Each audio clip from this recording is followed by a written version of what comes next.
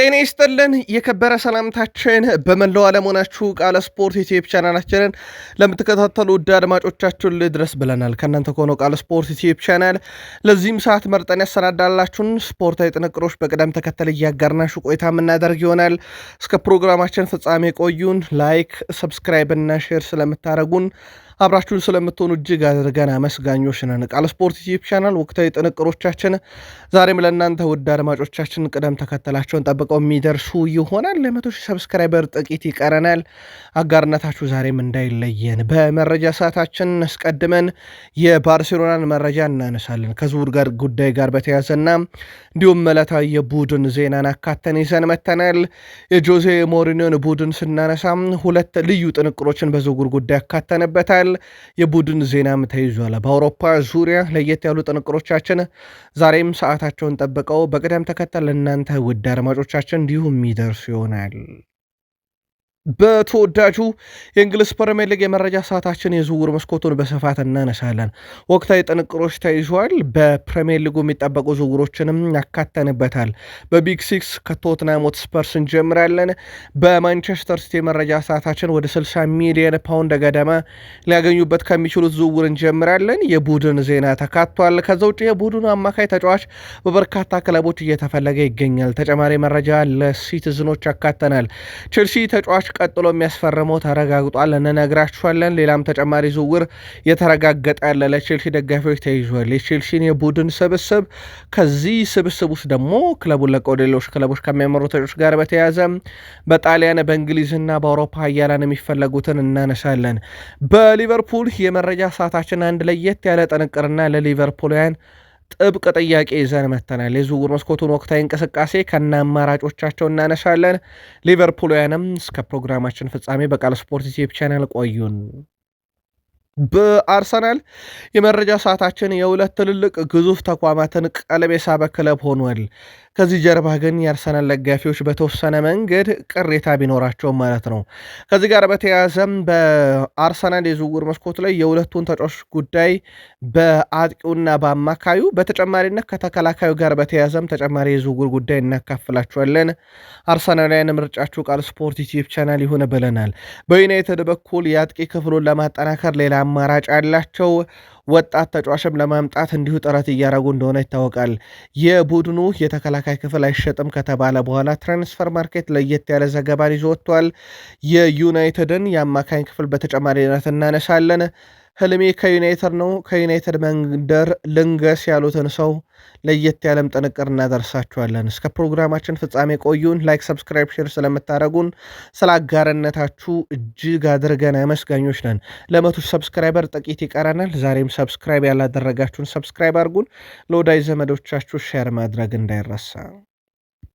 በባርሴሎናን ጀምሮ ውድ ቤተሰቦቻችን ባርሴሎና የተከላካይ ክፍሉን ለጊዜው የማጠናከር ምንም አይነት እቅድ እንደሌለው ይታወቃል።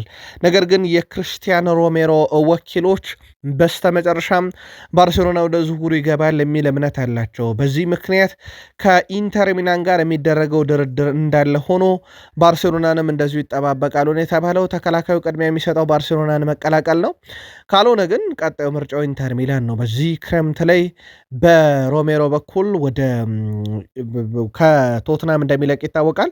በኢንተር ሚላን በኩል ግን አብዛኛው ለተጫዋቹ የሚስማሙ ነገሮች ናቸው የቀረቡለት።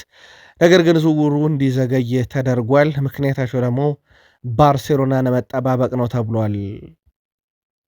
ሌዋንዶስኪ ወኪል ከሁዋን ላፖርታ መልእክት እንደደረሰ ይፋ አድርጓል። ለሮበርት ሌዋንዶስኪ እንደሚወዱትና ምናልባትም ባስፈለገው ሰዓት ወደዚህ ክለብ መመለስ ከፈለገ በሩ ክፍት እንደሆነ በዚህ ቡድን ውስጥም ለሱ የሚሆን ስራ እንደሚዘጋጅለት ተናግሯል። ያ ማለት ሮበርት ሌዋንዶስኪ እግር ኳስ በቃኝ ሲል በባርሴሎና ውስጥ በሌሎች ሹመቶች መገኘት እንደሚችል ሁዋን ላፖርታ ለወኪሉ እንደነገሩት ነው ወኪሉ ይፋ ያደረገው። ከዚህ ጋር በተያያዘ ተጫዋቹ መቆየት እየፈለገ ክለቡ እንደለቀቀ ይታወቃል። ወደ ቺካጎ ፋየርስ እንዳቀና የሚዘነጋ አይደለም። በተጨማሪነት ባርሴሎና ቤት አጥቂ ክፍሉን እሱ የለቀቀውን ቦታ ለማጠናከር የሚደረገውም ጥረት እንደቀጠለ ነው። ዩሊያን አልቫሬዝ ሁኔታ አለ። ምናልባትም የዚህ ወር መጨረሻ እንግዲህ በትልቁ እየተጠበቀ ነው። በሚቀጥሉት 3 ቀናት ውስጥ የሌዋንዶስኪ ተተኪን በግዢ ወይንስ ባሉት እዛው ክለብ ውስጥ ባሉት ነፌራን ቶሬዝ ይተኩታል የሚለው በቀጣይነት በትልቁ ይጠበቃል። የባርሴሎና ፕሬዚዳንት ሁዋን ላፖርታ የጤና እክል አጋጥሟቸው ለቀናት ሆስፒታል እንደነበሩ ተረጋግጧል። ከሚዲያም ጠፋ ያሉበት ምክንያት ያ ይመስላል። ፕሬዚዳንት ሁዋን ላፖርታ አሁን ላይ አገግመው ከሆስፒታል መውጣታቸውን በራሳቸው ማህበራዊ ትስስር ገጽ ነው ይፋ ያደረጉት። የልብ ምት ችግር ገጥሟቸው እንደነበር የገለጹት ፕሬዚዳንቱ አሁን ታከም ያለው የልብ ምቴ ወደ መደበኛ ሁኔታ ተመልሷል ሲሉ ተደምጠዋል። ሁዋን ላፖርታም በባርሴሎና ፕሬዚዳንታዊ ምርጫን በዚህ ዓመት ነበረ ድል አድርገው ዳግም ባርሴሎና በፕሬዚዳንትነት እንደሚመሩ ያረጋገጡት። ከሳቸው ፕሬዚዳንታዊ ሹመት በኋላም ባርሴሎና ቀጣይ የአውሮፓ ሻምፒዮንስ ሊግን ማንሳት ይችል ዘንድ የቡድን ግንባታ ሂደታቸውን ወዲያው ነበር የጀመሩት። አንቶኒ ጎርደንን በማስፈረም ካሪም አዴየሚን ደገሙ። ሌሎችም ዝውውሮች በባርሴሎና እንዲሁ እንደሚጠበቁ ይታወቃል። እንግዲህ ወሳኙ ሰው ከሆስፒታል ድኜ መጥቻለሁ ባርሴሎናን ለመራ ብለዋል። የዘ ስፔሻል ዋን ጆዜ ሞሪኒዮ ቡድን ሁለተኛ የአቋም መለኪያ ጨዋታውን በዝግ ስቴዲየም ነው ትላንትና ከሌጋኘስ ጋር አድርጎ የነበረው 4-1 በሆነ ውጤት ድል አድርጓል። ፍሬድሪኮ ቫልቬርዴ፣ ጎንዛሎ ጋርሺያ፣ ፍራንኮ ማስታንቱኖ እና እንደዚሁም ደግሞ በራስ ላይ የተቆጠረ ግብ ነው አራቱ የሪያል ማድሪድ ግቦች። ከነኚህ አራቱ የሪያል ማድሪድ ግቦች አርዳ ጉለር እና ትሬንት አሌክሳንደር አርኖልድ ደግሞ ለቡድን አጋሮቻቸው ኳስን አመቻችተው በማቀበል ጭምር የተሳተፉበት ነበረ። ጆዜ ሞሪኒዮ ወሳኝና ዋና ዋና የሚባሉ የቡድኑን ተጫዋቾቻቸውን በዓለም ዋንጫ ጉዞ ለአብነት ያክል እንደ ኬሊያን ኤምባፔን እንደ ጁድ ቤሊንግሃም ያሉ ተጫዋቾቻቸውን ሳይዙ ጨዋታ እያደረጉ እንደሆነ ይታወቃል። በእረፍት ምክንያት ነው። በዝውውር መስኮቱም ላይ ያስፈረሟቸውን የተወሰኑ ተጫዋቾች እረፍት ሰጥቷቸው ነበረ።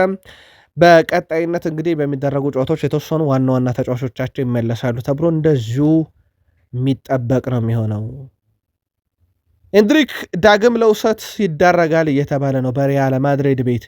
በእርግጥ ባለፈውም ጥር ወር ላይ ክለቡን ለቆ ወደ ሊዮን አቅንቶ በጣም ድንቅ ጊዜን ያሳልፎ የማድሪድ ሰዎች ስህተት ሰርተንበታል በዚህ ዝውውር ለስኪሉ ድረስ በጆዜ ሞሪኒዮም ስር ግን ያውን የሆነው እሳቸው ጎንዛሎ ጋርሻን ቅድሚያ እንደሚሰጡ ይፋ አድርገዋል። ትላንትናም ግብ አስቆጥሮላቸዋል። እንደውም እሳቸው ከኬሊያን እምባፔ በተሻለ ተፈጥሯዊ 9 ቁጥር ነው ብለው ያምናሉ ጎንዛሎ ጋርሻን እና ሞር በክለቡ እንዲቆይላቸው የሚፈልጉት እሱን ነው። ሪያል ማድሪድ አሁንም ሌላ ጊዜ የውሰቱን ወይም ደግሞ ቋሚ መሆን የማይችል በጊዜነት ግን ለአንድ ዓመት በሚቆየው ውሰቱል ተጫዋቹ ሊለቁት ይችላሉ እየተባለ ነው። ኤንድሪክ ዋነኛ ምርጫው ግን አሁንም በሪያል ማድሪድ መጫወት በሪያል ማድሪድ ለቦታው መፋለም እንደነበረ ይታወቃል። ምናልባት ዳግም እንግዲህ መልቀቁ የማይቀር ከሆነ የትኛውን ክለብ ሊቀላቀል ይችላል የሚለው ይጠበቃል። የመጨረሻ ውሳኔዎች ግን አልተወሰኑም። የመጨረሻ ውሳኔ እንደተወሰነ ለማድሪዳውያን እንደዚሁ የምናደርሳቸውናል። ቪኒሲየስ ጁኒየርን በተመለከተ አሁን ከወደ ስፔን የሚወጡ በርካታ ያሉ የመገናኛ ብዙሃን ብራዚላዊ ተጫዋች በማድሪድ የመቆየት ፍላጎቱ የተጠበቀ ነው፣ ወደ አርሰናል ሊሄድ የሚችልበት እድል በጣም ጠባብ ነው የሚሉ መረጃዎችን በስፋት ይዘው እየወጡ ይገኛሉ። በእርግጥ ቃል ስፖርት ዩቲዩብ ቻናልም ወደ አርሰናል ሊሄድ የሚችለው በብቸኝነት የሪያል ማድሪድ ኮንትራቱ ካልተፈረመ ብቻ እንደሆነም ይህም ደግሞ የተረጋገጠና ታማኝ የዜና ምንጮችን በይፋ ያረጋገጡት ጉዳይ ነው። ስለዚህ የአርሰናል ዝውውሩ አስቀድሞም ከሪያል ማድሪድ ጋር በሚደረግ አለመስማማት ላይ ተከትሎ ሊመጣ እንደሚችል ይታወቅ ነበረ። ነገር ግን ቪኒሲየስ ጁኒየር በስተመጨረሻም የቀረበለትን ኮንትራት የመፈረም እድሉ በጣም ሰፊ ነው። በበርናቤው ሊቀጥል ተብሏል።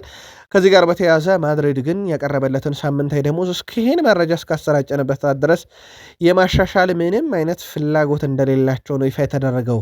በቪኒሲየስ ጁኒየር በኩል በሪያል ማድሪድ ቁጥር አንድነቱ በተለይም በክፍያም ከዛም በተጨማሪ በጥቅማ ጥቅምም ጨምሮ ባይነኬ ባይተኬ ተጫዋችነት ከነ ኬሊያን ምባፔ ከነ ጁድ ቤሊንግሃም በታች እንደሆነ ይታወቃል።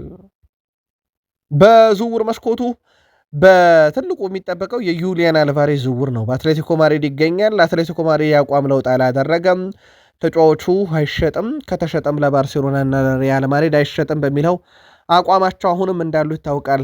ትራንስፈር ማርኬት ከዓለም ዋንጫው በኋላም የተጫዋቹ የዝውውር መስኮት እንቅስቃሴን ወቅታዊ መሰረት በማድረግ እስከ 120 ሚሊዮን ዩሮ ሊያስወጣ ይችላል የሚል ዘገባን ይዞ ወጥቷል። ባርሴሎና 100 ሚሊዮን ዩሮ እና ሌሎች ጥቅማ ጥቅሞች፣ ሪያል ማድሪድ 150 ሚሊዮን ዩሮ አቅርቦ እስካሁን ተቀባይነት እንዳላገኘ ይታወቃል። የሪያል ማድሪድ እንኳን ገፍቶ ይሄድበታል ተብሎ የሚጠበቅ አይነት ዝውውር እንዳልሆነ ይታወቃል። ከዚህ ጋር በተያያዘ ተጫዋቹም አሁንም ፍላጎቱ ባርሴሎና ለመቀላቀል ያለው ሂደት ይሄን መረጃም እስካጠናቀርንበት ሰዓት ድረስ የተለወጠ ነገር የለውም። ይፋዊ እንቅስቃሴው በባርሴሎና በኩል ከተጀመረ እንግዲህ ረጅም ጊዜያት ሆኗል። ለማንኛውም ዝውውሩን በተመለከተ አዲስ ጉዳይ ሲኖር እናጋራቸዋለን። ትራንስፈር ማርኬት ከ120 ሚሊዮን ዩሮ በላይ ማውጣት የሚችል አጥቂ ብሎታል። ማኑኤል ኖየር የውድድር ዘመን የህይወቱ የመጨረሻው እንደሚሆንና ጓንት ሊሰቅል እንደሚችል ይፋ አድርጓል።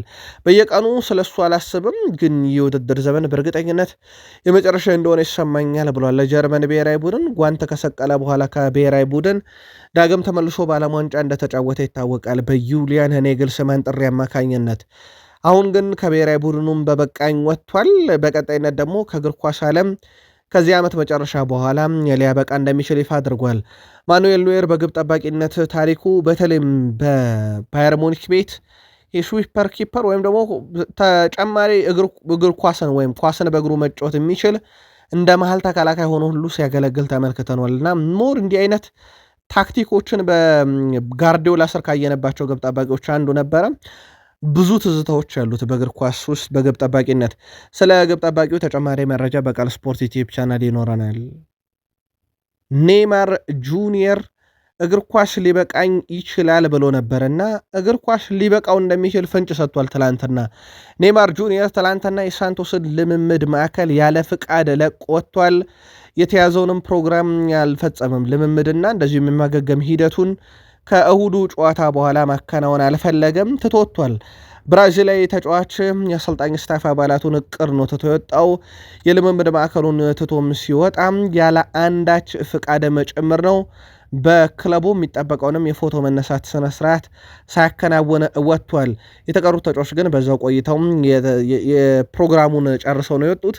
የኔይማር ጁኒየር ነገር እያበቃ የመጣ ይመስላል በእግር ኳስ ሕይወቱ ምናልባት ከሮናልዲኒዮ ጎቾ በኋላ በእግር ኳስ በጣም መዝናኛ መሆኑን በትክክል ያሳየው ብራዚላዊ ነው ማለት ይቻላል። አፈነ ሞልቶ ግን ደግሞ በግል እግር ኳስ ሕይወቱ ያሳካው ነገር በጣም ጥቂት የሚባል ነው። ምናልባት ባሎንዶርን ደግሞ ደጋግሞ ማንሳት የሚችሉ ከሮናልዲኒዮ ጎቾ በኋላ ለበርካታ እግር ኳስ ወዳጆች ምክንያት መሆን የሚችለው ሰው እግር ኳስን ወደ ማብቃቱ የደረሰ ይመስላል። ትላንት ያደረገው ነገር ደግሞ በጣም መነጋገሪያ ሆኗል። የፊፋው ፕሬዚዳንት ዣን ኢንፋንቲኖ የወቅቱ በጣም አነጋጋሪ ሰው ሆኗል። ፊፋን በአምባገነንነት እየመሩ የሚገኙት ዣን ኢንፋንቲኖ ለየት ያለ መልእክት ነው ትላንትና በማኅበራዊ ትስስር ገጻቸው ያካፈሉት። እናንተ ሁላችሁ የዓለም ዋንጫ ያመለጣችሁ ሕፃናት፣ ታዳጊዎች፣ አያቶች፣ ወላጆች፣ ቤተሰቦች በሙሉ ምርጡ ጨዋታ አመልጧችኋል። በጣም አዝናለሁኝ። አሁን ሁሉ ነገር ተጠናቋል። በጣም አዝናለሁኝ። በጥላቻ ላይ ብቻ የተመሰረተ ነገር አሳለፋችሁ። ይህን የዓለም ዋንጫ ሳትመለከቱ ያለፋችሁ ሰዎች ምርጡ ውድድር አምልጧቸዋል ብለዋል። እና በጥላቻ የተዘፈቃችሁ ሰዎች እያሉ ነው እንደውም ስም ጠርተው ሲጠሩ የነበረው። የዣን ኢንፋንቲኖ ነገር አሁን ትንሽ ለየት ያለ ነገር እየሆነ መጥቷል። ምናልባት ቃል ስፖርት ዩቲዩብ ቻናላችንን ላልተከታተላችሁ ትላንት ምሽት በጁላይ 28 ማክሰኞ ምሽት ማለት ነው ትላንትና ወይም ደግሞ በኢትዮጵያን ሐምሌ 21 2018 ምሽት ወይም ከዚህ ዜና ቀደም ብሎ ባለው ላይ ፊፋ የስልጣኑ ላይ ያሉትን ወይም ደግሞ የሚያዘጋጃቸውን ውድድሮች ላይ እንደ ዓለም ዋንጫና የክለቦች ዓለም ዋንጫን የመሳሰሉ ውድድሮችን ለሌሎች ተቋማት አብዛኛውን ድርሻ ሊሸጥ መሆኑን ነግረናችሁ ነበረ። ይህም እንግዲህ ከፍ ያለ ገንዘብ ወደ ዣን ኢንፋንቲኖ ኪስ የሚያስገባ ይሆናል። ከዚህ ጋር በተያዘ ውድ ቤተሰቦቻችን በርካታ ተቋማት ተቃውሟቸውን ማሰማታቸውን ቀጥሏል። የአውሮፓ እግር ኳስ ማህበር ተቃውሞ ማሰማቱን ነግረናችሁ ነበረ። 37 ካውንስሎች ያሉት እነኚህ ሁሉ ተቃውሞ አሰምተዋል በፊፋ። የፊፋን አጠቃላይ አጋር ድርጅቶች፣ ተቋማት ሁሉ ነገር እየተቃወሙት ይገኛል። ዣን ኢንፋንቲኖ የዶናልድ ጄ ትራምፕ እጅ ያለበት በተባሉ ግለሰቦች የፊፋ የዓለም ዋንጫንና የፊፋ የክለቦች ዓለም ዋንጫን አብዛኛውን ድርሻ ሊሸጡ ቋምጠው እንዳሉና ድርድር ላይ እንዳሉ ይታወቃል። ጉዳዩ ከወጣ በኋላ የእሳቸው ምላሽ ግን እየተጠበቀ ይገኛል። ከዚሁ የዓለም ዋንጫ ጋር በተያያዘ ጥቂት ነገር ብለን እንለፍ። የዓለም ዋንጫ ምክንያት ተጫዋቾች ባሳዩት ፐርፎርማንስ ዋጋቸው ከፍ ብሏል። ለአብነት ያክል ኤሊዮት አንደርሰን 35 ሚሊዮን ዩሮ ጭማሪ አሳይቷል በትራንስፈር ማርኬት። ጁድ ቤሊንጋም በዓለም ዋንጫው ምክንያት 30 ሚሊዮን ዩሮ፣ አዩብ ቡዋዲ 30 ሚሊዮን ዩሮ፣ ላሚን ያማል ወደ 20 ሚሊዮን ዩሮ በላይ ጭማሪ አሳይቷል። እንደ ኬሊያን ምባፔ፣ ኦሊሴ፣ ዩሊያን አልቫሬስ፣ ሞርጋን ሮጀርስ ያሉ ተጫዋቾች ከ20 ሚሊዮን ዩሮ በላይ ጭማሪ አድርገዋል። እንደ ኤሊዮት አንደርሰን ግን ጭማሪ ያሳየ ተጫዋች የለም። የዓለም ዋንጫው ግን ምናልባት ምርጡ ተጫዋች ኤሊዮት አንደርሰን አይደለም። ወጣቱ ፓውኮ ባርሴ ከዋኖቹ ደግሞ የስፔኑ ተጫዋች ሮድሪ እንደሆነ ይታወቃል። ምናልባት በዓለም ዋንጫ ላይ በጣም አውትሻይን አድርጓል የምትሉ ተጫዋች ግን ለእናንተ ማን ነው? ጻፉልን። በዚህ ዓለም ዋንጫ ላይ የዓለም ዋንጫው ምርጥ መባል ነበረበት በሚል በበርካታዎች ተቃውሞ ያስነሳ የሜሲ ጉዳይ ነበረ። ያው ከፊፋ ውጭ አብዛኛው ተቋማት የዓለም ዋንጫው ምርጥ ብለው የመረጡትም ሜሲን ነበረ። ሜሲ ምናልባት የመጨረሻውን የዓለም ዋንጫን አድርጎ ሊሆን ይችላል፣ ምንም ጥያቄ የለውም። ከአርጀንቲናም ጋር የመጨረሻው ጨዋታው ነው ወይ የሚለው እንዳለ ሆኖ ከሊዮኔል አንድሬስ ሜሲ ጋር በተያያዘ ግን ውድ ቤተሰቦቻችን ሊዮኔል አንድሬስ ሜሲ ከዓለም ዋንጫው መጠናቀቅ በኋላ ለሁሉም የአርጀንቲና ቡድን አባላት ስጦታ አበርክቷል። ስጦታዎቹ ይፋ አልተደረጉም ነበር። የማርኮ ሴኔስ እጮኛ ግን የተሰጣቸውን ስጦታ ይፋ አደርጋለች። በጣም ለየት ያሉ 3 ስጦታዎችን ሜሲ ለቡድን አጋሮቹም ከዓለም ዋንጫ በኋላ አበርክቷል። ሜሲ ወደ ኢንተር ማያሚ ተመልሷል። በእረፍት ላይ ነው የሚገኘው። በቀጣይ ከኢንተር ማያሚ ጋር ግን የቡድኑ አካል ሆኖ እንዲሁ ጨዋታ ያደርጋል ተብሎ ይጠበቃል። ምናልባት ብሔራዊ ቡድን ላይ ስላለን ጥቂት ነገሮችን እናንሳ። የዚነዲን ዚዳን ሹመትን ትላንት ነገርናችሁ፣ ግን አንድ ለየት ያለ መረጃ ልናደርሳችሁን የመጣ ነው። የዚነዲን ዚዳን የመጨረሻ ክለብ ሪያል ማድሪድ እንደነበረ ይታወቃል። ያው ከሪያል ማድሪድ በኋላ ፈረንሳይን ጠበቁ፣ ተረከቡ። በየ24 ጨዋታ ዚዳን አንድ ዋንጫ ያሳካል። ይሄ በጣም ትልቅ የሚባል ቁጥር ነው። 24 ጨዋታ ነው ወደ ቤተሰቦቻችን። ሊጎቹ እንኳን 38 ጨዋታ መጠበቅ ይኖርባቸዋል። የጥሎ ማለፍ ጨዋታዎችን ጨምሮ በርከት ያሉ ጨዋታዎች ይደረጋሉና በየ24 ጨዋታው አንድ ዋንጫ የማንሳት ብቃትና ልምድ ያላቸው አሰልጣኝ ነው ፈረንሳይን የተረከቡትና ምናልባት ፈረንሳይ ብሔራዊ ቡድን በዚህ ቀመር ዋንጫ የማንሳት እድሏ ከፍ እያለ ነው እያሉ ነው በርካቶች። የእሳቸው ሹመት ትላንትና ይፋ ተደርጎ ነበረ። ቃል ስፖርት ላይ ናችሁ ውዶቻችን፣ ላይክ ማድረግ እንዳይረሳም፣ እንዲሁም ሰብስክራይብ አድርጉን። ለመቶ ሰብስክራይበር ጥቂት ብቻ ነው የሚቀረን በዚህ ሰዓት ላይ። ውድ ቤተሰቦቻችን ቃል ስፖርት ዩቲዩብ ቻናል ከተወዳጁ የእንግሊዝ ፕሪሚየር ሊግ ወዳገኘናቸው የዕለቱ ጥንቅሮች ደግሞ እንሻገር። በድጋሚ መልካም ቆይታ ተመኘን። የፕሪሚየር ሊግ ክለቦች ውድ ዝውውሮችን እያደረገው ይገኛሉ። ከቅርብ ጊዜ ወዲህ የመጨረሻው ውዱ ዝውውር የሰማነው ማለት ነው ቼልሲ ለሞርጋን ሮጀርስ የከፈለው 138 ሚሊዮን ዩሮ እንደሆነ ይታወቃል። በነገራችን ላይ በተወዳጁ የእንግሊዝ ፕሪሚየር ሊግ ውድ ተጫዋች በማስፈረም አሁን ሊቨርፑልን የሚስተካከል የለም። ለኢሳክ 145 ሚሊዮን ዩሮ በላይ በመክፈል ውዱ ዝውውር ነው። ሞርጋን ሮጀርስ ሁለተኛው ሆኖ 138 ሚሊዮን ዩሮ። ኤሊዮት አንደርሰን ወደ ሲቲ ሲያቀና 135 ሚሊዮን ዩሮ ሶስተኛው ውዱ ተጫዋች ነው። አርሰናል ቤት ዴክላን ራይስ በ116 አራተኛው ውድ ተጫዋች ነው።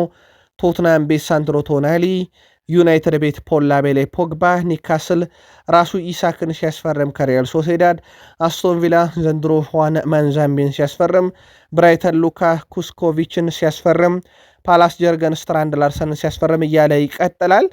የሊቨርፑሉ ትልቁ ዝውውር ነው በነገራችን ላይ በፕሪሚየር ሊጉም የዚህ ክረምት የዝውውር መስኮት የዋጋ መናር ግን እንዴት አገኛችሁት? ምልከታችሁን ላኩልን። ቶትናም ቤት በግብ ጠባቂነት እያገለገለ የሚገኘው ዱቢ ማርቲኔዝን ለማስፈረም ከቪላ ጋር ለመነጋገር ቀጠሮ ይዟል ዩቬንቱሶች። አስቶን ቪላ የዋጋ ጥያቄ በጣም ከፍተኛ ይሆናል ተብሎ ይጠበቃል። በዋነኝነትም ኤሜናሎ ማርቲኔዝን ወይም ዱቢ ማርቲኔዝን የመልቀቅ ፍላጎት የላቸውም። በዛው በፕሪሚየር ሊግ ሲጫወት የምናውቀውን ደግሞ ራንደል ኮሎሞአኒንም በተመሳይ ከፒኤስጂ ለማስፈረም ጥረት እያደረጉ እንደሆነ ይታወቃል። በቶትናም ሲጫወት እናውቀዋለን። ራንደል ኮሎሞአኒን ግን ቶትናም ኮንትራቱን ቋሚ እንዳላረገለት ይታወቃል። ከዚህ ጋር በተያያዘ የዝውውር መስኮቱ ላይም እንግዲህ በሚቀጥሉት ቀናት አስቶን ቪላዎችም በዱቢ ማርቲኔዝ ጉዳይ ላይ ከጁቬንቱስ ጋር በሚያደርጉት ድርድር እልባት የሚሰጡ ይሆናል። በርካታ የቪላ ደጋፊዎች ግን መልቀቁን እንደማይደግፉ ይታወቃል። ቶትናም ሆትስፐርስ ሳቪኒዮን ለማስፈረም ወደ 60 ሚሊዮን ገደማ ዳግም ለሲቲ ያቀርባሉ ተብሎ ይጠበቃል። በቶትናም ሆትስፐርስ በኩል ካለፈው ዓመት ጀምሮ ሲፈልጉት የነበረው ተጫዋች ትላንትና ደግሞ ሲቲዎችን በይፋ የለቀቁኝ ጥያቄ ማስገባቱ ይታወቃል። ከዚህ ጋር በተያያዘ ተጫዋቹ የመጫወቻ ዋስትና ለማግኘቱ ነው ለለቀቁኝ ምክንያቱ። ነገር ግን ማሬስካ ያንን የሚያረጋግጡለት ከሆነ ግን በሲቲ የመቆየት እድል አለው። ግን የእሳቸው የመጨረሻ ውሳኔን አላገኘ ነው። ይህን መረጃ እስካሰናዳንበት ሰዓት ድረስ በቶትናም መፈለጉ የተረጋገጠ ጉዳይ ነው። እስከ 60 ሚሊዮን ፓውንድ የሚያገኝበትም ዝውውር ይሆናል ሲቲዎች የሚሸጡት ከሆነ። ሌላኛው በአማካኝ ስፍራ ላይ ከኤስ ሚላን ያመጡት ታይጃኒ ራይንደርስ 27 ዓመቱ ላይ ይገኛል። በዚህ ክረምት ሲቲ ሊለቅ የሚችልበት እድል አለ። ግን በሱም ጉዳይ ላይ መጨረሻ ውሳኔ ያልተወሰነም። የቱርኩ ክለብ ጋላታ ሳራይ ይህን ተጫዋች ከሲቲ የመውሰድ ፍላጎት ካላቸው የአውሮፓ ክለቦች ውስጥ አንደኛው ነው። የቱርኩ ሻምፒዮን ለዚህ ተጫዋች እስከ 50 ሚሊዮን ዩሮ ለመክፈል ፈቃደኛ ሊሆኑ ይችላሉ። መረጃ የትራንስፈር ማርኬት ነው። በአሰልጣኝ ማሬስካ ስር የሚመራው ማንቸስተር ሲቲ በቅድመ ውድድር ዝግጅት ልምምዶችን እያከናወነ ነበረም። ወደ ኤሽያ የሚያቀኑ 26 ተጫዋቾችን ይፋ አድርገዋል። በዚህ ዝርዝር ውስጥ ዋና ዋና ተጫዋቾቻቸውንም ያገኛሉ። ለአብነት ያክል በግብ ጠባቂ ጃልጂ ዳናሮማን ያገኙታል። በተከላካዩ ራይት ኑሪ መክሳሌኒ፣ በጆሽኳ ግቫርዲዮል ይወከላሉ። የአብደልካደር ኮሳኖቭም፣ ሪኮ ሊዩስ፣ ስቴቨን ሙፊን፣ ቪቶር ሬይስ ይገኛሉ። ከዋና ዋና ተጫዋቾች በአማካኝ ስፍራ ላይ እንደ ክላውዲዮ ኤችቬሪ፣ ፊል ፎደን፣ እንደ ማቴዮ ኮቫቺች፣ አዲስ ያስፈረሙት ጀሬሚ ሞንጋ ይገኝበታል። ከዛ ውጭ ታይጃን ራይንደርስ፣ ፎዲ ሳምባን እንደዚሁም ሳቪኒዮን የመሳሰሉ ተጫዋቾችን በዚህ ቡድን ውስጥ ተካተዋል። ሌሎችም ወጣቶችም አሉ። አጥቂ ስፍራ ላይ በዋነኝነት የሚይዟቸው ተጫዋቾች አይኖሩም፣ ምክንያቱም በእረፍት ነው የሚገኙት። ሪያን ማክ አቫዶ፣ ዴቪን ሙባምባ፣ መሐመድ ሳንጋሪ የመሳሰሉ ተጫዋቾች ግን በአጥቂ ስፍራ ላይ ይዘው ነው ወደ ኤዥያ ማሬስካ ጉዟቸውን እንደዚሁ የሚያከናውኑት። የምዕራብ ለንደኑ ክለብ ቼልሲ ተጫዋች ለማስፈረም ከስምነት ደርሷለች። እንግሊዛዊ ዳኒ ዌልቤክ የሕክምና ምርመራውን እንዲያደርግ ከብራይተን ፈቃድ ተሰጥቶታል። ሁሉም ነገር በታቀደለ መልኩ ከተካሄደ በዚህ ሳምንት በይፋ የቼልሲ ንብረት ይሆናል። በሚቀጥሉት 24 ሰዓታት ውስጥ የሕክምና ምርመራውን ያደርጋል ተብሎ ይጠበቃል።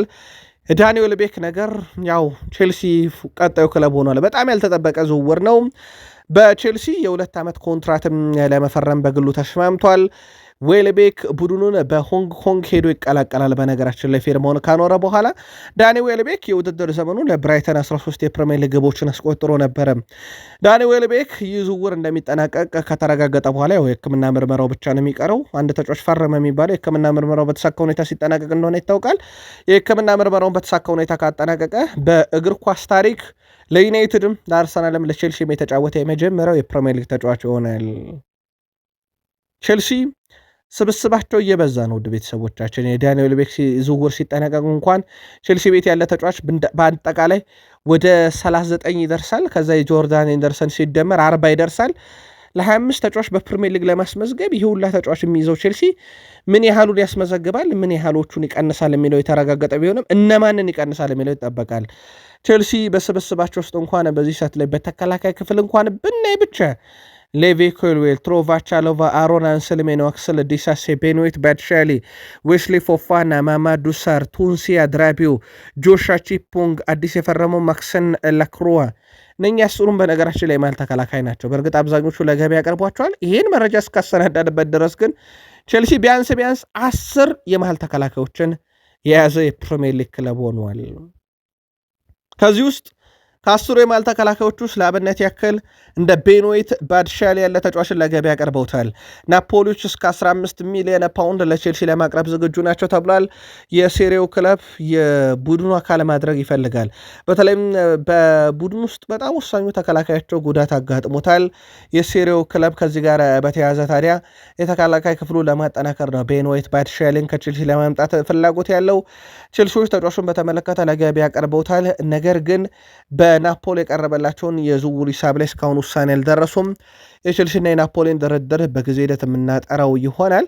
ግን ቼልሲዎች በርካቶችን ይለቃሉ። ቤንዌት ባትሻሊ ብቻ አይደለም፣ በነገራችን ላይ ራሱ ትሮቫቻሎቫ በክለቡ አይቀጥልም። አሮን አንሰልሜኖ፣ አክሰል ዲሳሲ፣ ከዛ ውጪ እንደ ማማዱ ሳር፣ ቶንሲያ ድራቢዮን ያሉ ተጫዋቾች የመቀጠል እድላቸው በጣም ዝቅተኛ ነው። የጆሻ ቺፖንግ እንኳን እንዲለቅ ክለቡ እንደማይፈልግ ይታወቃል። በአጥቂ ስፍራ ላይ ለገበያ ያቀረቡት ሊያም ዴላፕ ነው በይፋ በተለይ የዳኒ ዌልቤክ ዝውውርን መጠናቀቅ ተከትሎ ያው ቀጣዩ ክለቡ ደግሞ የሚታወቀው ሊያም ዴላፕ ይሆናል። በነገራችን ላይ ከሊያም ዴላፕ ጋር በተያያዘ በርካታ ፈላጊዎች አሉት። አሁን ላይ በሊያም ዴላፕ ላይ በፍላጎት ደረጃም ከፕሪሚየር ሊግ እንደ ኤቨርተን ያሉ ክለቦች ይጠቀሳሉ። ሊድስ ዩናይትድ፣ ኒውካስል ዩናይትድን ጨምሮ በርካታ ያሉ ክለቦች ይህን ተጫዋች ፈላጊ ናቸው። ለቼልሲ ወሳኙን አጥቂያቸውን ዳኒ ዌልቤክን አሳልፈው የሚሰጡት ብራይተኖች እና ለዚሁም በአዲስ አሰልጣኝ አልቫሮ አርቤሎአ ስር የሚሰለጥነው ፉልሃምም የዚህ አጥቂ ፈላጊ ናቸው። ቼልሲዎች የሊያም ዴላፕን ከክለቡ መልቀቅ ሂደትን በተመለከተም ከሰሞኑ ሁኔታዎች ላይ እንግዲህ ስራዎችን ይሰራሉም ተብሏል። ከክለቦች ጋር የሚደራደራሉ ተብሎ እየጠበቀ ይገኛል። የሊያም ዴላፕ ስንብት አይቀሬ መሆኑ የሚዘነጋ አይደለም። በቼልሲ በኩል በተለይም በሪያል ማድሪድ በፓሪስ ሰን ዠርሜን ስሙ ሲነሳ የነበረው ኤንዞ ፈርናንዴዝን በተመለከተ ቼልሲ ለድርድር ክፍት ነው። ዣቪ አሎንሶ በክለቡ ለማቆየት ጥረት እያረኩ ነው ቢልም ማለት ነው። ተጫዋቹ አሁን ላይ ወደ 100 ሚሊዮን ዩሮ ማውጣት ይችላል ይላል የትራንስፈር ማርኬት ዘገባ። ከዚህ በፊት እስከ 90 ሚሊዮን ዩሮ ያወጣል ብሎ ነበር። አሁን ባለው የገበያ ሂደት ግን እስከ 100 ሚሊዮን ዩሮ ማውጣት የሚችል አማካይ ብሎታል። ከዚህ ጋር በተያያዘም ለቼልሲ አንድም የድርድር ጥያቄ ያቀረበ የአውሮፓ ክለብ የለም። ራሱ በዋነኝነት የሚጠረጠረው ሪያል ማድሪድ እንኳን ከቼልሲ ጋር በህጋዊ መንገድ ካልተደራደርኩኝ በስተቀር ከመጋረጃ ጀርባ የማደርገው ነገር የለም ብሎ መግለጫ እስከ ማውጣት እንደደረሰና ቤንዞ ፈርናንዴዝ ከክለቡ ለመልቀቅ ጥረት እያረኩ ነው በሚለው ጋዜጣዊ መግለጫ ላይ እጅ የለበትም ማለቱ ይታወቃል ሪያል ማድሪድ። ከዛ በተጨማሪ ከክለቡ ይለቃል ተብሎ ሲጠበቅ የነበረው ጄምስ ባዮን ጊተንስ በቼልሲ እንደሚቀጥል ከተረጋገጠ በኋላ ሌሎች ክለቦች መሄድ እንደማይፈልግ በዚሁ ክለብ ራሱን ማሳየት እንደሚፈልግና ለዚህም በደንብ ራሱን እያዘጋጀ እንደሆነ ለቀጣዩ ሲዝን ይፋ አድርጓል። በቼልሲም ቤት ጄምስ ባዮን ጊተንስ ይቀጥላል ተብሎ ነው የሚጠበቀው። ከቅርብ ጊዜ ወዲህ የሊቨርፑል ደጋፊዎች አስተውላችሁ ከሆነ ሊቨርፑል ተጫዋቾችን በነፃ እየለቀቀ ይገኛል። እምብዛም ገንዘብ እያገኘባቸው አይደለም። ምናልባት የራሱ የትሬንት አሌክሳንደር አርኖልድ ዝውውር በክለቦች ዓለም ዋንጫ ምክንያት ነው 10 ሚሊዮን ፓውንዱን የሚያገኙት እንጂ ኦልሞስት በነፃ የሚለቀ ተጫዋች እንደነበረ ይታወቃል። ከዚህ ጋር በተያያዘ ሊቨርፑል የቡድኑ ወሳኝ ቁልፍ አጥቂ ሮቤርት ፌርሚኒሆን ከዚህ ቀደም በነፃ ነው የለቀቀው። ኮናቴን ዘንድሮ በነፃ ለቀቀ። አንድሮ በርሰንን ዘንድሮ በነፃ ለቀቀ። ዘንድሮ ሳላህን በነፃ ለቋል። ዘንድሮ ብቻ 3 ተጫዋቾችን ሊቨርፑል በነፃ ለቋል። ይሄ ቀላል ስንብት አይደለም። ከተጫዋቾቹ ጥሩ ገንዘብ ሊያገኝባቸው ይችል ነበር። በነገራችን ላይ ምንም ጥያቄ የለውም።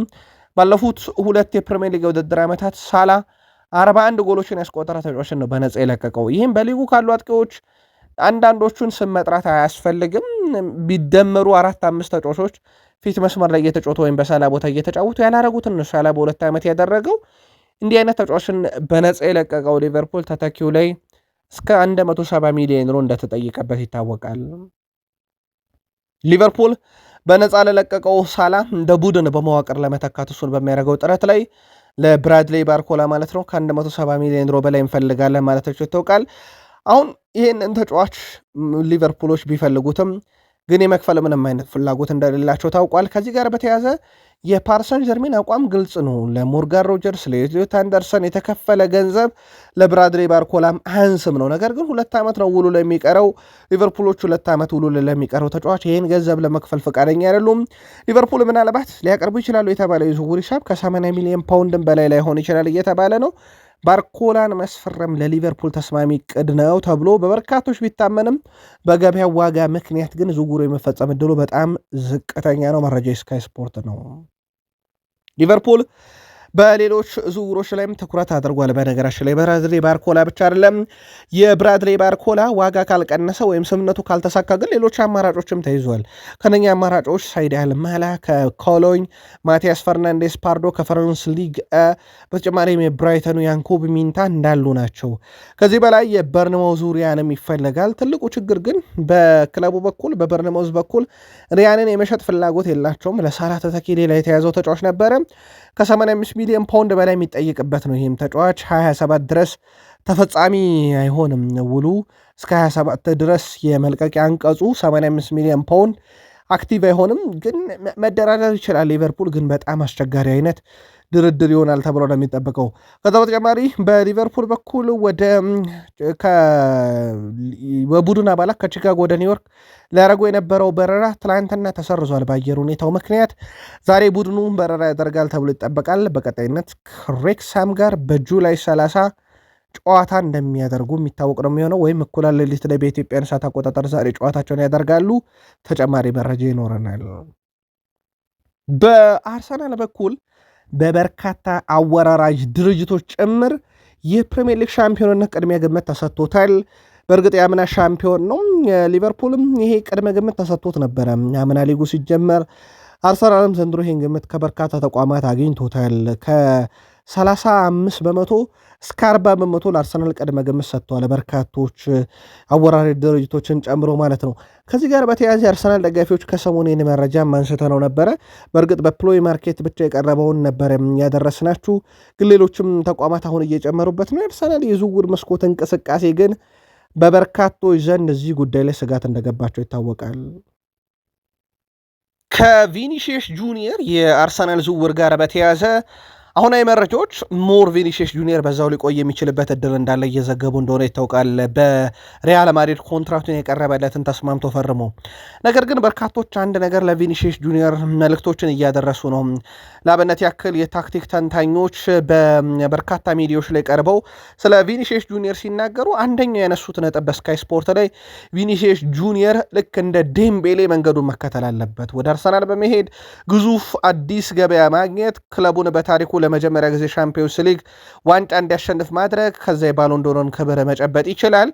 ዴምቤሌ ያንን ያደረገው ከባርሴሎና ወደ ፓሪሰን ጀርሜን ሄደ። በሱ ዘመን ፓሪሰን ጀርሜን ሻምፒዮንስ ሊግ ዋንጫ እንበላ፣ ከዛ የባሎን ዶር አሸናፊ ሆነና ሌጀንድ መሆን የሚችለው በሪያል ማድሪድ አይደለም እና ወደ አርሰናል መሄድ ያለበት የሚል ምልከታን ሲያነሱ ነበረ። ትልቅ ኮንትራት ክፍያን በአርሰናል ያገኛል። በነገራችን ላይ ጥቅማ ጥቅሞች፣ የምስል መብቶችን ጨምሮ በአርሰናል ቢመጣ የሚያገኛቸው ጥቅማ ጥቅሞች ከፍ ያሉ እንደሆነ ይታወቃል። አሁን ባለው ሂደት ግን በተጫዋቹ በኩል በማድሪድ የመቀጠል ዕድሉ በጣም ሰፊ ነው፣ ግን ጫናዎች እንዳሉበት የሚዘነጋ አይደለም። የብሩኖ ጊማሬሽን ዝውውር ጉዳይ በተመለከተ አርሰናል ይፋዊ ጥያቄ አላቀረበም። ኒውካስልም ይፋዊ ጥያቄ አልቀረበልኝም ብሏል። ያው መደበኛ ያልሆኑ ድርድሮች ግን እንዳሉ ይታወቃል።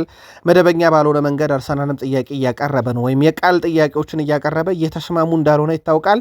ያው መደበኛው ጥያቄ ግን አልደረሳቸውም። ኦፊሻሊ ሆነው ዝውውሩ ከ75 እስከ 80 ሚሊየን ፓውንድ ባለ የዝውውር ሂሳብ ውስጥ ለመጨረስ የሚደረገው ጥረት ቀጥሏል። ምናልባት ለአርሰናል ደጋፊዎች በብዙ መንገድ ይሄንን ዝውውር ግልጥ ለማድረግ ቪክተር ዮኬሬሽ ላይ የተከተሉት የዝውውር እቅድና አካሄድ አርሰናል ደጋፊዎች ጠንቅቀው ያውቁታል።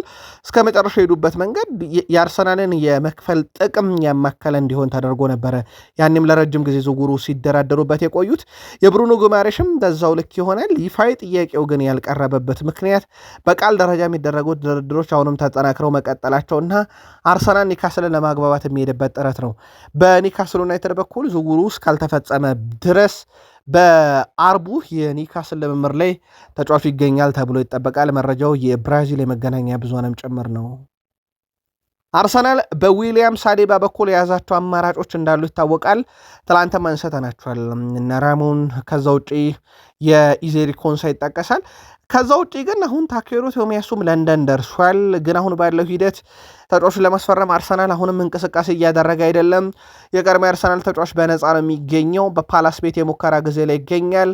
የጣሊያን ሴሪ 2 ክለቦች ጥያቄ ያቀርበውለታል። ፓላስም በክለቡ ሊያስቆየው ይችላል። አርሰናል ምንም አይነት እንቅስቃሴ እያደረገ አለመሆኑ ግን ተረጋግጧል። ምናልባት ስሙ በስፋት እየተነሳ ነበር። ከዛ ውጪ የአርሰናሉ አማካይ ሚኬል ሜሪኒሆ በማህበራዊ ትስስር ገጹ ላይ ዋንጫዎችን እንግዲህ ያነሳቸውን ምስሎች አጋርቷል እና በተመልካች ደረጃ በርካቶች የዓለም ዋንጫ ስኬቱን ቀጥሎ ደግሞ ከአርሰናል ጋር ያሳካውን የፕሪሚየር ሊግ ዋንጫን እንግዲህ በርካቶች እንደወደዱለት ነግረውታል። እሱም ከላይ ለጥፎታል። ከአርሰናል ጋር የፕሪሚየር ሊግ ሻምፒዮን እንደነበረ ይታወቃል። ለቀጣዩም ዓመት በጣም ዝግጁ ነኝ፣ ተነሳሽነቴም ጨምሯል ሲል ተደምጧል። በማንቸስተር ዩናይትድ በኩል የአጥቂ ክፍሉን ለማጠናከር በሚደረገው ጥረት ላይ አንድ ተጫዋች መምጣቱ አይቀርም። ያው የዘርኪዚ ነገር በጣም እየቀረበ የመጣ ይመስላል፣ ከክለቡ የመውጣቱ ነገር። ከዚህ ጋር በተያያዘ ውድ ቤተሰቦቻችን በማንቸስተር ዩናይትድ በኩል የዳኒ ዌልቤክ ነገር ወደ ቼልሲ ነው። በእርግጥ ዩናይትድ ምንም አይነት ጥረት አላደረገም። ሌጀንዶቹ ብቻ ጫና ያሳድሩበት እንደነበረ የሚዘነጋ አይደለም ዝውውሩ ይፈጸም ዘንድ። ከዚህ ጋር በተያያዘ ታዲያ ውድ ቤተሰቦቻችን በማንቸስተር ዩናይትድ በኩል አሁን ላይ ዱሻን ቪላሆቪችን የግላቸው የማድረግ እንቅስቃሴ ላይ ናቸው ተብሏል። በነፃ ዝውውር ያገኙታል። ይህም ማንቸስተር ዩናይትድን ያለ ወጪ ወሳኙን ተጫዋች እንዲያገኝ ወይም የሚፈልገውን የአጥቂ ክፍል እንዲያገኝ ያደርገዋል። ከዚህ ጋር በተያያዘ የጆሽኳ ዜርኪዚ መልቀቅ ደግሞ ያው የሚጠበቀው ጉዳይ እንደሆነ ይታወቃል። ጆሽኳ ዜርኪዚን በተመለከተ ከሰሞኑ ኮሞና ዩቬንቱስ ነበሩ ስማቸው የተጠቀሰው። አሁን ግን ሌላ የጣሊያን ክለብ ተካቷል። ሮማም የተጫዋቹ ፈላጊ ነኝ ብሏል። የፕሪሚየር ሊግ ክለቦች አስቀድመውም ነበሩበት። አያክስ ሌላኛው የማንቸስተር ዩናይትዱን የአጥቂ ስፍራ ተጫዋች የግሉ ለማድረግ እንቅስቃሴ የጀመረው ክለብ ሆኗል። አያክስ ማንቸስተር ዩናይትድን ስለ ጉዳዩ ማነጋገራቸው ተረጋግጧል። ምንም እንኳን ይፋ ጥያቄ ባያቀርቡም የሆላንዱ ክለብ በቀጣይነት ይፋ የዝውውር ጥያቄም እንዲሁ ለዜርኪዚ ያቀርባል ተብሎ ነው የሚጠበቀው። የዜርኪዚ መልቀቅ ደግሞ እንደ ዱሻን ቪልሆቪች ያለ በዩናይትድ ዝርዝር ውስጥ ያለ ተጫዋች እንዲመጣ በር ሊከፍት ይችላል። ይሄ በነገራችን ላይ የዱሻን ቪልሆቪች ዝውውር በነፃ የሚደረግና እንደ አማራጭ የተያዘ እንደሆነ እንዳይዘነጋም። ከዛ ውጪ ማንቸስተር ዩናይትዶች ወጣት ተጫዋቾችንም እየተመለከቱ ይገኛሉ። ለአብነት ያክል ማንቸስተር ዩናይትድ የክለብ ብሩዡን የአጥቂ ስፍራ ተጫዋች ኒኮሎ ትሮሽ ዴሊን ለማምጣት የሚደረገው ጥረት አሁንም አለ።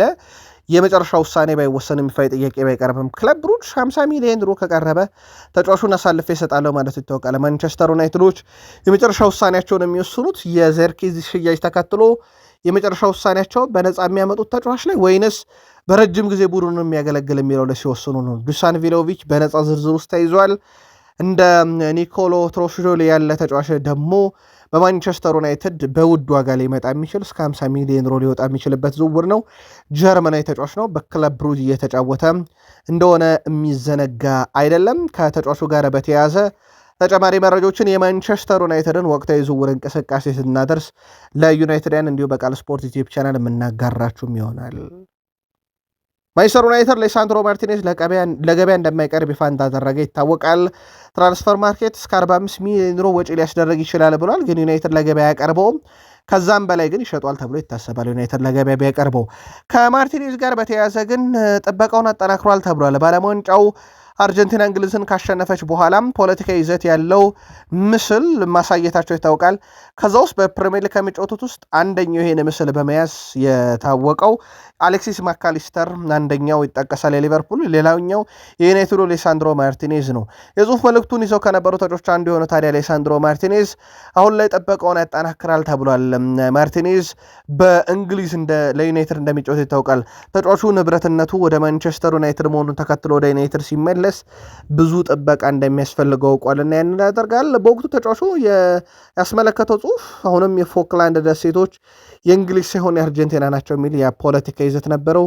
1982 ጦርነቱ የሚዘነጋ አይደለም። እንግሊዝ 255 ዜጋዋን፣ አርጀንቲና ከ650 በላይ ዜጋዋን ሰውተውበታል። በዛ ጦርነት ላይ 3 ንጹሐን ብቻ ናቸው በ1982 በዚያ ጦርነት ህይወታቸው ያለፈው። ያ ጦርነት ግን በስተመጨረሻም የፎክላንድ ደሴቶችን በእንግሊዝ ቁጥጥር ስር እንዲውል ያደረገ እንደሆነ አይዘነጋም።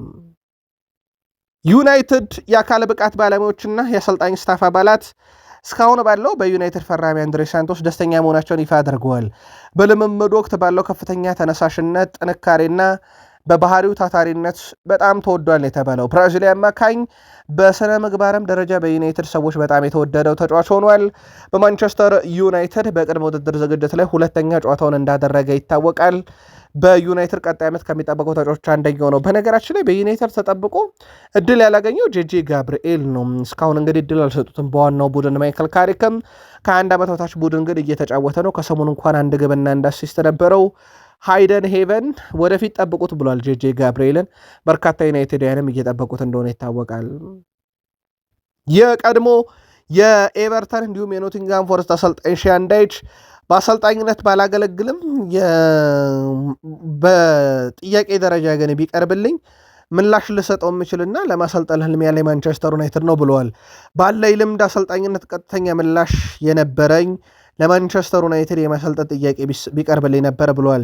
ሻን ዳይች በንግግራቸው ከባድ ኃላፊነት እንደሆነ አውቃለሁ። የማንቸስተር ዩናይትድ የአሰልጣኝነት ቦታ ግን ህልሜ ነው ብሏል። የዚህ ክለብ ዓለም አቀፍ ኃይልና ግዝፈት ቡድኑን ማሰልጠነ ህልሜ እንዲሆን አድርጎታልና ዩናይትድ ህልሜን ያስኖረኝ እያሉ ነው ሻን ዳይች። በነገራችን ላይ ከዛ በፊት እንግዲህ እንደ ማንቸስተር ዩናይትድ ላሉ ክለቦች የመጫወት ፍላጎቱ ኖሯቸው ግን ያልተጫወቱ ተጫዋቾች እንዲህ አይነት ሀሳቦችን ሲያቀርቡ እንደነበረ የሚዘነጋ አይደለም። አሁን ደግሞ አሰልጣኝ የበቅ ብለዋል። ሻን ዳይች ህልሜ ነው ዩናይትድን ማሰልጠን ብለዋል። ከዛ ውጪ ዩናይትድን አሰልጥነው ህልማቸውን እንግዲህ ከኖሩት ውስጥ አንዱ ሩበን አሞሪም በዩናይትድ በነበራቸው ቆይታ ላይ ለውድቀት የተደረጉ አጋጣሚዎችን ጠቅሰው ከዛ ውድቀታቸው ግን ማንም የጠቆማቸው ሳይሆን ራሳቸው የተመሩበት ስህተቶች እንደነበሩም አምነው አሁን ላይ ለቀጣይ የአሰልጣኝነት ህይወቴ ትምህርት ይሆነኛል ብለዋል። እሳቸው የእምነት አባቴ እንኳን የጨዋታ ፍልስፍናን አያስቀይረኝም ብለው በዩናይትድ አምባገነን ለመሆን ሞክረው በጥቂት ቀናት ውስጥ ደግሞ እኔ አሰልጣኝ ብቻ ሳልሆን ማናጀር ነኝ ሲሉ የስንብት ደብዳቤ ከቢሮቸው የጠብቋቸው ከዩናይትድ የተሰናበቱ ሰው እንደሆኑ የሚዘነጋ አይደለም። ቃል ስፖርት ዩቲዩብ ቻናል ላይ ትገኛላችሁ። ውድ ቤተሰቦቻችን ላይክ፣ ሰብስክራይብ፣ ሼር ማድረግ እንዳይረሳ። የ100,000 ሰብስክራይበር ጉዟችን አጋር መሆናችሁም እንዳይረሳ። ጥቂቶች ይቀሩናል። ዛሬም ቤተሰብ ሁኑን። ሰብስክራይብ ካረጋችሁን ደግሞ ለወዳጅ ዘመዶቻችሁ ሼር አድርጉ። ይህን መረጃም ሁላችሁም ላይክ ማድረግም እንዳይረሳ። ከጥቂት ደቂቆች በኋላ ቃል ስፖርት ዩቲዩብ ቻናል በሌሎች ተጨማሪ መረጃዎች እንደዚሁ የምንመለስ ይሆናል።